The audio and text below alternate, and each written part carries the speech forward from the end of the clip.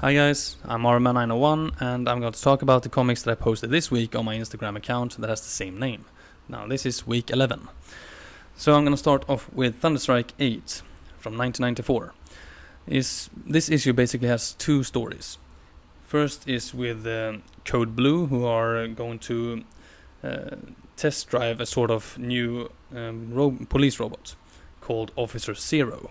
So they take him into a simulated battle, which turns out to be a real battle when criminals decides to open fire on the robot and Code Blue. The robot and its handler, of course, goes ballistic and just kills all the criminals. And of course Code Blue realizes that this is not alright, this has to stop, so they attack and manage to defeat the robot and its handler.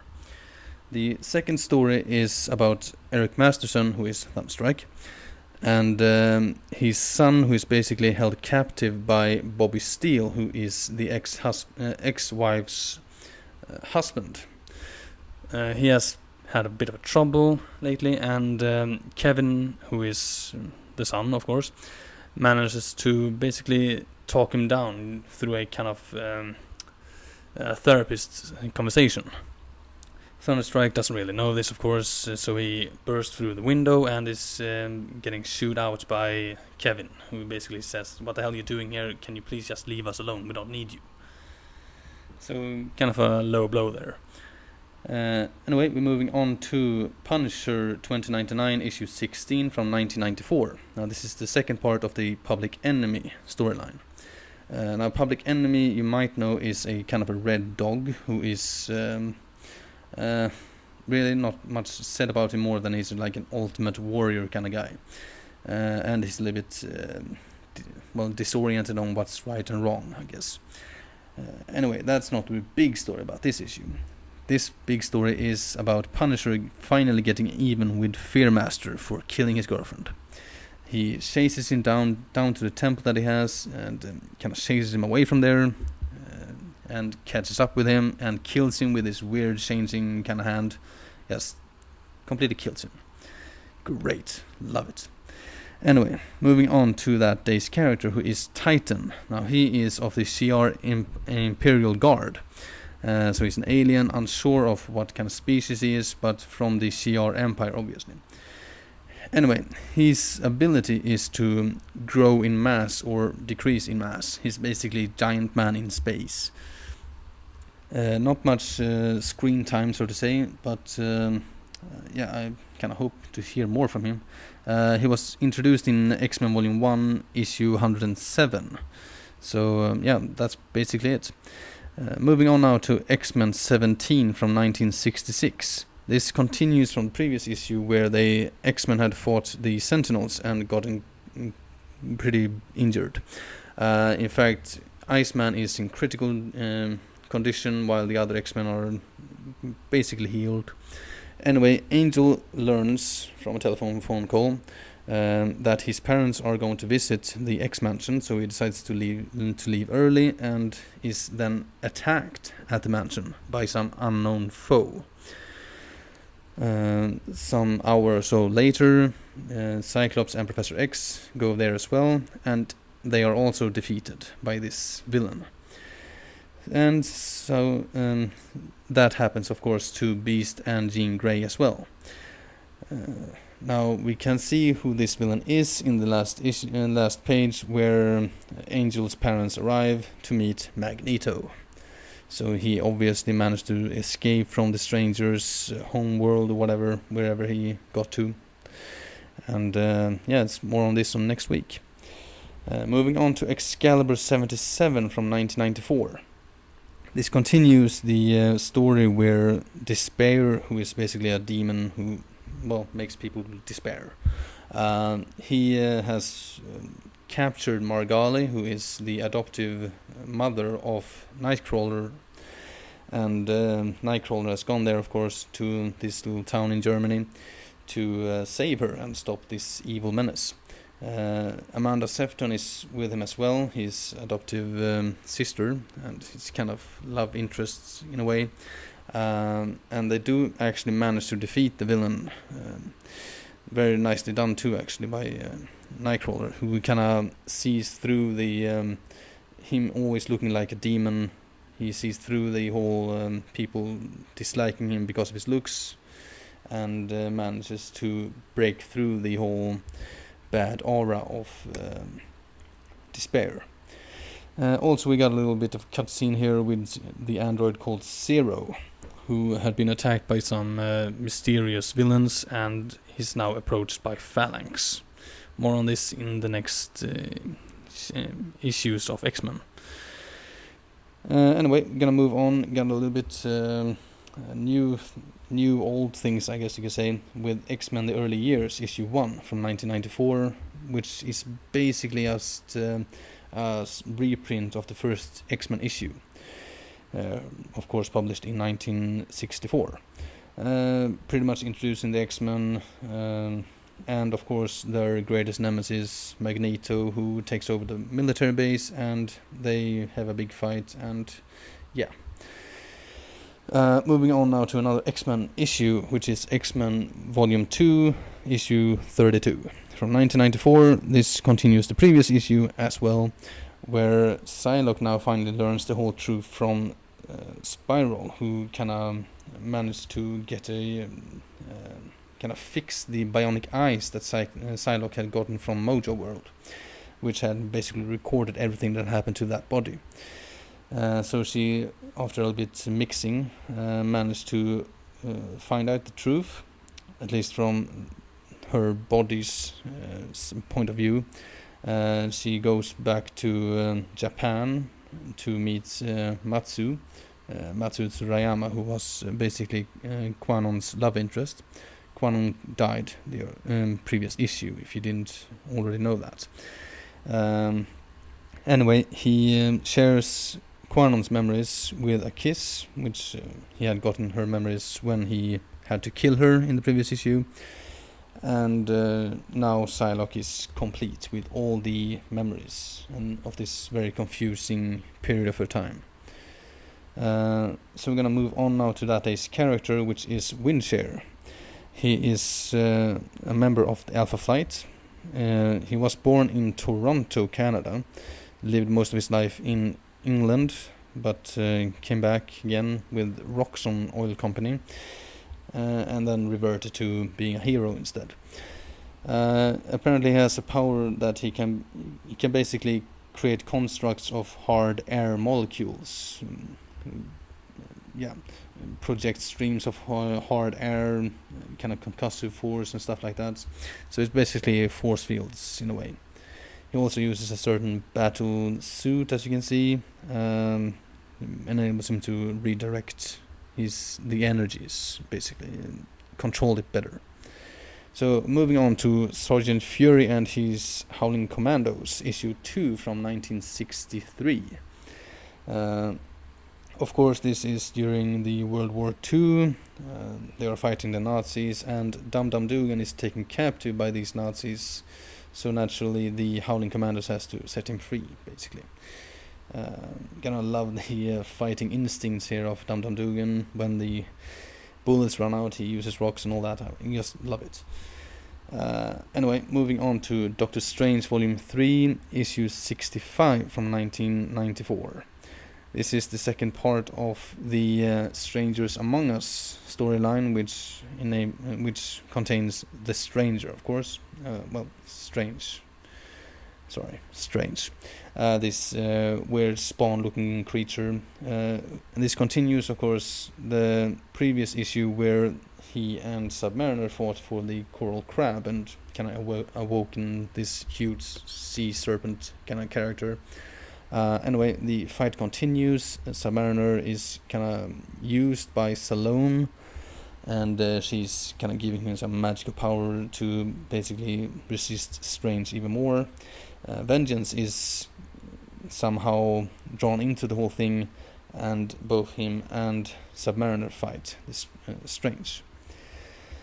So we're gonna move on now to Marvel Comics Presents 154 from 1994, of course. This part is first of the 4 parts. This contains Wolverine in Pure Sacrifice Part 3. So it continues with the new villain, of course, Abdul Al-Hasred, something like that. He has, of course, taken in Tiger captive, and Wolverine is after her and him. Turns out that Abdul has very weird and powerful powers, which Wolverine will learn in the end of this part. Moving on now to more horror themes. Spirits of Vengeance, issue 22 from 1994. Now we have the Cardiac character from the Spider-Man issues, who is kind of investigating a charity called Child Inc. However, John Blaze had given basically a quest from one of those on the carnival whose child was missing, Timmy. He investigated Child Inc. as well, just hoping that maybe they've heard something, and he accidentally gets into a fight with Cardiac, who he believes is a villain. Story progresses with Blaze looking after Cardiac leaves or escapes. Blaze goes to Michael Bertolino, who's a cop in New York, and they kind of work together to investigate Child Inc. and Cardiac. After a bit of fighting with Cardiac, they realize that Cardiac was actually a good guy. He has realized that the charitable front was a scam, and that they actually kidnapped and sold children. Blaze found the child that he was looking for, Timmy, and reunited him with his mother. So, moving on now to that day's character or characters. This is the fourth lineup of the X-Men, which contains Professor X, Storm, Wolverine, Cyclops, Angel, Sprite, otherwise known as Kitty Pryde, otherwise known as Shadowcat, Colossus, Nightcrawler, and Rogue. Not really much to say about that, more than you already know probably. So we're gonna move on with Strange Tales 116. This is two stories in it. One is Human Torch, the other one is Doctor Strange. I'm gonna start with Human Torch, and it's very straightforward really. The Puppet Master, who is and he's an old Fantastic Four villain. He decides to attack these two heroes. So both Human Torch and the Thing has to basically fight each other through the whole radioactive voodoo thing that Puppet Master uses, and then they defeat the villain, Puppet Master. Also now Doctor Strange, he investigates some missing souls or the likes, and eventually manages to realize that this is Nightmare who has taken these souls, and he manages to fight Nightmare and escape with the souls with him. So moving on now to Namor the Submariner, issue 50 from 1994. This issue is a strange one, as it begins with him having a relationship, and romantic relationship, with Invisible Woman, or so he thinks. He is head over heels, and they arrange a date the next day. So he goes to Oracle Inc., which is his company, is confronted with Phoebe Mars, one of his rival kind of guys, and basically has to sign over the company, almost in a way, over to her, because of some business thing. Anyway, so he kind of does it because he's really happy, obviously. So he arranges a date. He gets all tuxed up with Namorita's help, his cousin-ish. Anyway, he goes to the Fantastic Four headquarters, and Susan Storm is very confused with his date proposal. His flowers and all that, and the Thing and Human Torch kind of reacts to this, both being hot-headed, and eventually they attack Submariner. There's a big fight. Llyra is involved, and he started to realize that maybe he is being tricked. So he, of course, thinks that she, being a Skrull, that she is behind this. So he really tries to kill her. He's going nuts. And given that she's just given birth, and they are basically fighting on top of the egg, she's really in despair here. And this causes Namor to realize that, well, something is not right here, maybe she hasn't done this. So he goes back, after apologizing and whatnot, he goes back to Oracle Inc., confronts Phoebe Mars, as he believes that she might have something to do with it. It wouldn't have been the first time. And he does see her dead brother, Desmond, in another room. So he confronts Desmond, who turns out to be Llyra, who is a villain of his, an all-time villain. So she pretty much says that, yeah, I completely tricked you, and I'm pregnant now with your child. What are you gonna do about it, basically? And he kind of loses his mind. First he goes insane before learning that she is pregnant. Of course, he fights her, beats her, throws her around.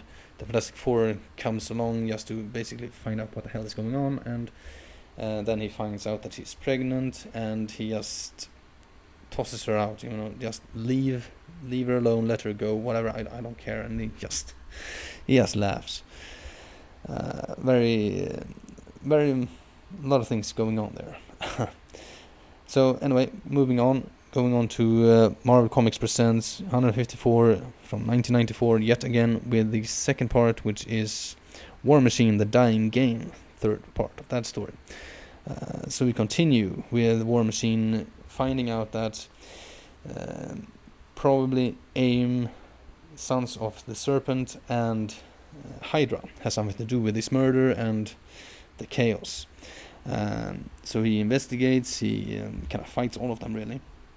Not all at the same time, but, And eventually he comes to the conclusion that the hate monger is behind all of this.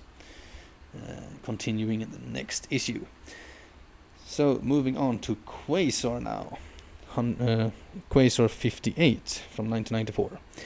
This focuses more on Makkari and his obsession with speed. Him being a speedster, really. He had trained a lot with some special kind of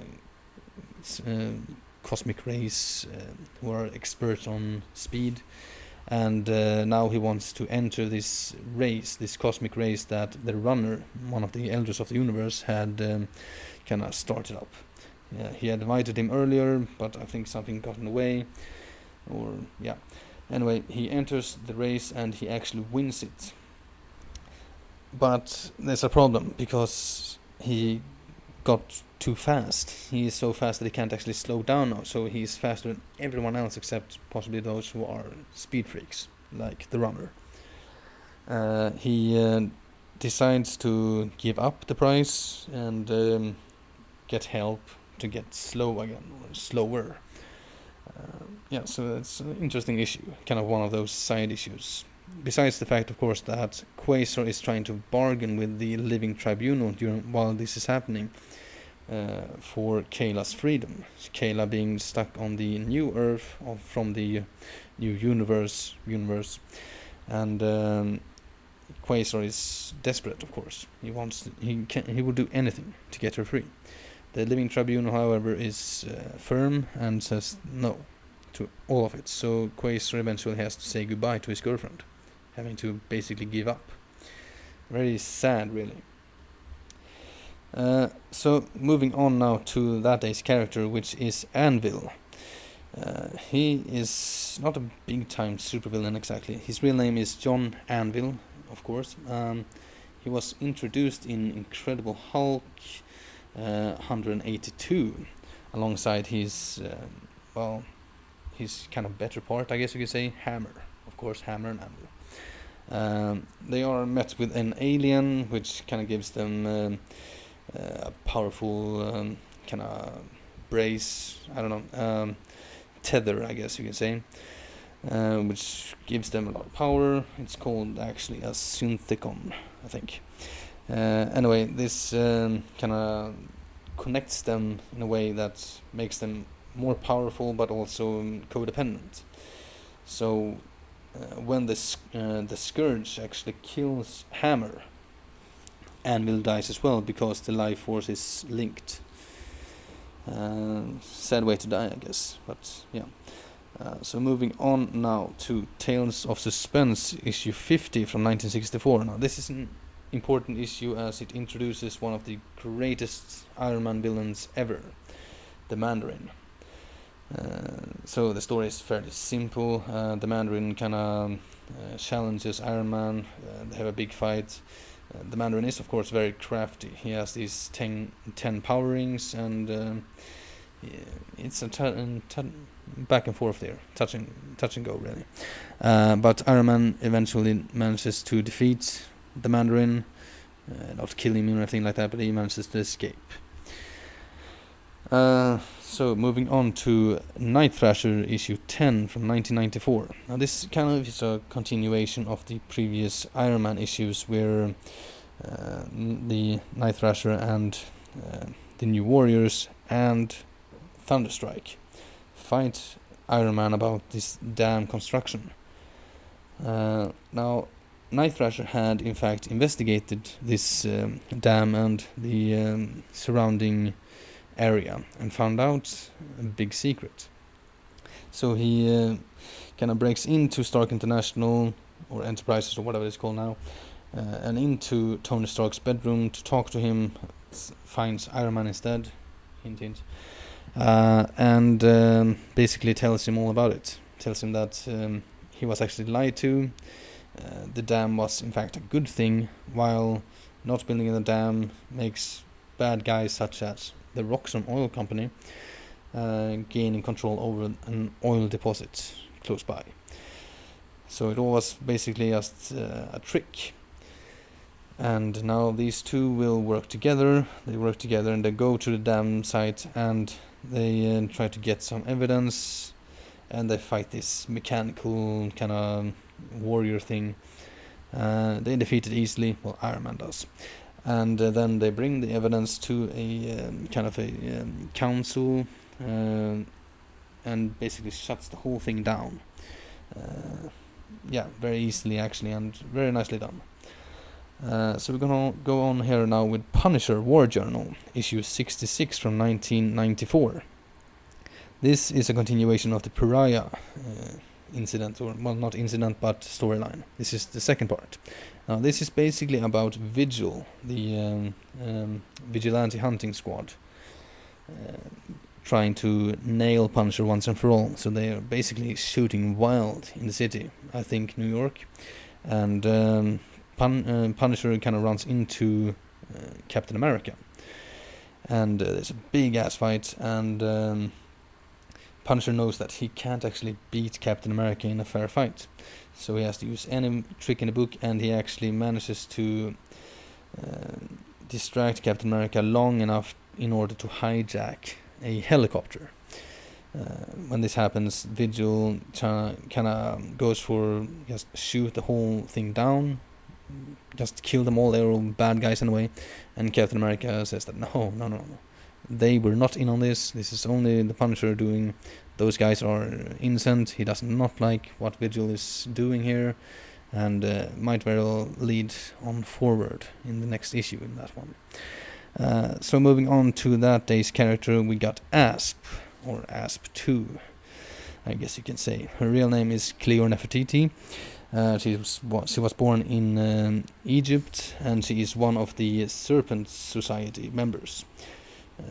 Well, she was anyway. She was introduced while almost all of them were in Captain America 310.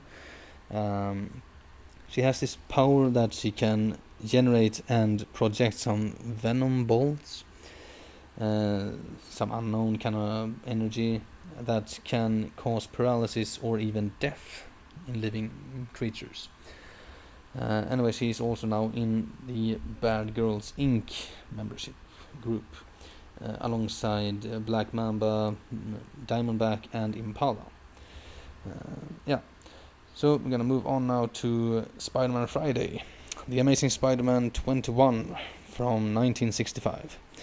This is one of those normal kind of thing that happens in the Marvel universe, and I think DC as well, and most others that have many supervillains and heroes and all that.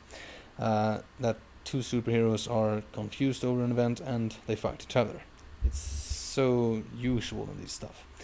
Anyway, so this is basically about jealousy, and naturally, of course, Beetle getting out of prison and wants to take revenge on Human Torch. But the whole jealousy part comes in when the Human Torch girlfriend is basically getting help from Peter Parker. She loses her wallet and he kind of gives it to her, and stuff like that. Not really anything at all. But then, of course, the Human Torch sees this and he gets upset. He kind of tells him off, which in turn kind of ruins the half relationship kind of thing that Peter has with Betty Brant, as she is right there. And of course, Spider-Man is fuming. He wants to basically just get even with Human Torch, so he kind of wants to woo her. He's Human Torch's girlfriend. However, it doesn't really go as according to plan when the Beetle arrives at the same house and attacks Spider-Man. And naturally this will lead on to a fight between the superheroes, and then they will fight the villain, and it's all just back and forth like that, but eventually they do defeat the villain, Beetle. So we're going to move on to another Spider-Man story from 1994. This is Spectacular Spider-Man 212. This is, of course, by the great Sal Buscema, and this villain of this story is called Master of Vengeance. He hasn't been around in many issues, but he is kind of an interesting character. He escapes Ravencroft, which is basically the insane asylum of that place, and he escapes very, very brilliantly and very brutally as well. And he has this kind of notion that Spider-Man created his villain part. So he kind of sees him as his deranged father, and he wants to get even with him. So he dons his suit, his power gloves, and he kind of wants to bring attention to himself, get Spider-Man there, which he does. He kind of shoots wild and all that. So Spider-Man arrives, there's a big fight, and Master of Vengeance is pretty crafty villain. Well, he's very deranged, of course, which will be his downfall, and Spider-Man, just having gone through the whole chameleon thing with the pursuit incident, he is really not to be played with at the moment. So he grabs the power gloves and just uses full force on this guy. Kinda almost obliterates him. I mean, he survives, sure, but yeesh, really badass. So we're gonna move on now to the future. This is Spider-Man 2099, issue 19 from 1994. So there's this Cyberverse villain who was called Discord, who was kind of wreaking havoc in Cyberverse and reality, as most of it is connected to the Cyberverse in some way or another, internet and electricity and all that. While this is happening, Miguel finds his brother in a very sad state. He has kind of gone into his old addiction to go into the Cyberverse. So Miguel goes in there as well and try to save his brother from his own madness. And there he finds Discord. Now, moving on to that day's character, we got Bengal. Now, this is an interesting character because he is a character of vengeance, of revenge. When he was just a small child, probably 5-6 years old, his village in Vietnam was decimated, just ravaged by the American troops. So he's out for revenge. That's his whole thing.